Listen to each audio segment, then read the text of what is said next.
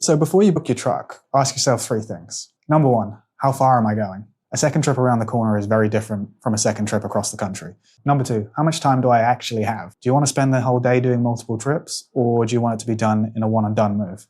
Number three, what's the cost of my time? Sometimes spending a bit extra on the truck can save you lots of time and hours of extra work.